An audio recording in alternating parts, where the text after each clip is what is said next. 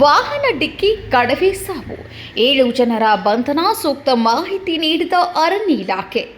ಚಾಮರಾಜನಗರ ತಾರ್ ವಾಹನವು ಕಡವೆಗೆ ಡಿಕ್ಕಿ ಹೊಡೆದ ಪರಿಣಾಮ ಸ್ಥಳದಲ್ಲಿ ಮೃತಪಟ್ಟಿದ್ದು, ಆರೋಪಿಗಳನ್ನು ಬಂಧಿಸಿ ನ್ಯಾಯಾಂಗ ಬಂಧನಕ್ಕೆ ಒಪ್ಪಿಸಿರುವ ಘಟನೆ ಚಾಮರಾಜನಗರ ಜಿಲ್ಲೆಯ ಬಿಳಿಗಿರಿ ರಂಗನಾಥರ ಹುಲಿ ಸಂರಕ್ಷಿತ ಪ್ರದೇಶದಲ್ಲಿ ನಡೆದಿದೆ.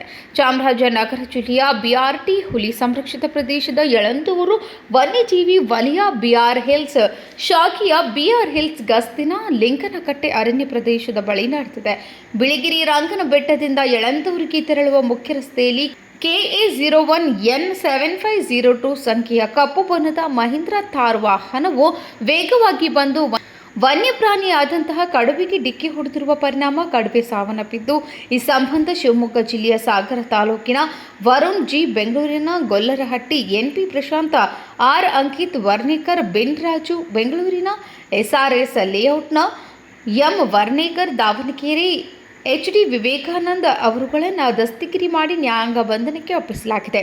ಈ ಕಾರ್ಯಾಚರಣೆಯನ್ನು ವಲಯ ಅರಣ್ಯಾಧಿಕಾರಿ HN ನಾಗೇಂದ್ರ ನಾಯಕ ಇವರ ಮಾರ್ಗದರ್ಶನದ ಮೇರೆಗೆ ಉಪವಲಯ ಅರಣ್ಯಾಧಿಕಾರಿ ಎಂ ಯಶಸ್ಗಳು ಹಾಗೂ ಇನ್ನಿತರೆ ಸಿಬ್ಬಂದಿಗಳು ಭಾಗವಹಿಸಿದರು. ಸೂಕ್ತ ಮಾಹಿತಿ ನೀಡಿದ ಅರಣ್ಯಾಧಿಕಾರಿಗಳು ಕಡವೆಗೆ ಡಿಕ್ಕಿ ಹೊಡೆದಿರುವ ವಾಹನದಲ್ಲಿದ್ದ ವ್ಯಕ್ತಿಗಳನ್ನು ಅರಣ್ಯ ಇಲಾಖೆ ದಸ್ತಗಿರಿ ಮಾಡಿದ್ದು, ಯಾವ ಸಮಯದಲ್ಲಿ ಈ ಘಟನೆ ನಡೆದಿದೆ ಎಂದು ತಿಳಿಸಿಲ್ಲ.